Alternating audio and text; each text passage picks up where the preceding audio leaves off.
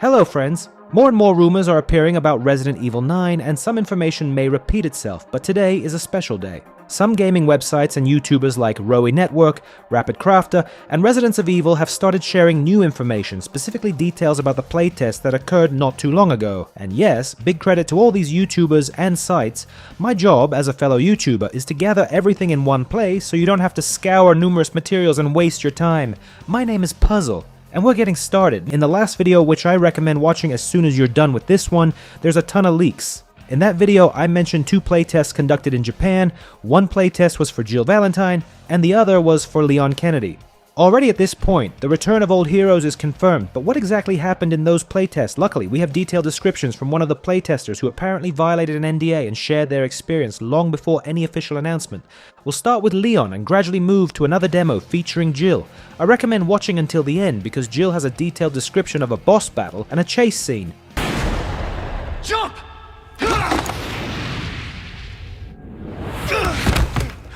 Oh yeah! Luis, can I get ahead? Leon playtest details. A second playtest in September 2024 featured Leon Kennedy on a beach at night, transitioning into a dense forest near Mr. Simon's laboratory. Leon is tasked with tracking down Simon, who is involved in creating cloned bioweapons of Eveline. His inventory includes a machine gun, pistol, knife, and aid sprays, but that's not all. While wandering through the forest, players encounter various locations, one of which reveals someone resembling a human. A woman. She turns out to be a witch capable of transforming into swarms of flies and pursuing you. Admit it, this sounds a lot like the daughters of Lady Dimitrescu. But the witch isn't the only problem. The forest also features zombies wielding axes. Additionally, the witch creates giant dog-like creatures that will chase Leon, and he won't be able to kill them. They are immortal. The witch, described as seductive and eerie, cannot be killed and taunts Leon throughout. As you can see, the forest will be a place where you have to run and hide because the main enemy is invincible. By the way, Jill will face a similar situation, which makes me think the playtesters were shown a prologue where our main heroes are captured, infected, and possibly turned into monsters. Likely even the main bosses of the game. But that's just my speculation. Watch until the end and there will be more evidence supporting this theory. By the way, if you're still watching, please subscribe to the channel and click the bell. It really helps small beginner channels like this. Thank you. Now, back to Leon. Leon's journey ends at a Blue Umbrella, BSAA research base, hinting at larger organizational involvement. Leon observes zombies preying to a large moon by a bonfire on a beach, BSA suggesting that more agents might be needed for this mission. I'll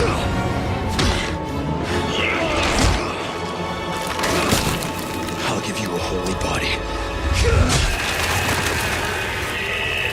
Jill Valentine playtest details. The demo took place in a hospital located on the island where Leon and Jill also arrive. It seems their paths diverged, likely due to a situation similar to Nemesis encounters, where the heroes had to split up. Additionally, we know for sure that the game will feature several large enemies. Confirmed ones include the Goatman, and a witch who can transform into flies and either escape or pursue her victims, reminiscent of Lady Dimitrescu's daughters. Jill's mission involves locating a serum to combat the mutamycete infection affecting the residents. Jill encounters mold-infected zombies armed with weapons like knives, axes, scythes, and pieces of wood. Her inventory includes a shotgun, pistol, knife, crafting materials for ammunition, and classic healing items like herbs and aid sprays. Based on descriptions, the Goatman will be a significant challenge for Jill. This enemy won't be fully beast-like since the playtester mentioned that the Goatman wields an axe, meaning he walks on 2 legs, similar to the werewolf from Resident Evil Village. Interestingly, Jill encounters this creature in the hospital. The hospital itself will be an unusual location, featuring numerous puzzles, passages, and likely functioning as a large, strange building. It's described as somewhat reminiscent of the Raccoon City police station. A creature known as the Goatman, armed with a large axe, stalks Jill throughout. While it cannot be killed, it can be temporarily incapacitated. The Goatman, on the other hand, has horns, a huge mouth on his belly, and a large axe. There's a similarity to the Tyrant from the second game. The hospital also contains many moon symbols painted on its walls. These moon symbols will be scattered across the game world, which aligns with rumors that the new game will feature an open world. These symbols belong to the locals, who have formed some kind of moon-worshipping cult. Interestingly, all these residents will bear similar tattoos.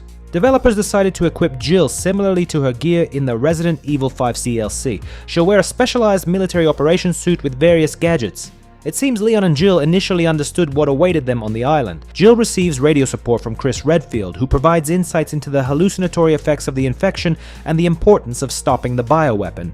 Barry Burton also makes an appearance, advising Jill on weapon upgrades. The playtest ends with Jill being overpowered by the Goatman, leaving her unconscious and infected. And yes, in earlier leaks, we learned that both main characters, Jill and Leon, ultimately become infected. This gives me the idea that playtesters might have been shown just the beginning of the game, demonstrating the setup of how beloved iconic heroes transform into new villains. They arrive on the island, are captured, and become the very enemies we once loved. As always, these are just leaks, and you shouldn't take them as absolute truth. However, we can see how the game is gradually uniting the heroes, as if bringing them all into one game. Think about it. The cultists strongly resemble the villagers from the 4th game, the witch feels like the successor to Lady Dimitrescu, the goat man is a new tyrant, and the hospital with puzzles and an underground lab sounds like the Raccoon City police station. The forest and beach evoke Resident Evil Village, and Jill's costume from the Resident Evil 5 DLC and Wesker's return could serve as a bridge to the next Resident Evil. Clear that all this is speculation and guesswork, but sometimes these things turn out to be true. What do you think about this, folks? Share your thoughts in the comments. I'd love to read them. And as always, this was Puzzle. Don't forget to subscribe to the channel so you don't miss the next video. See you in the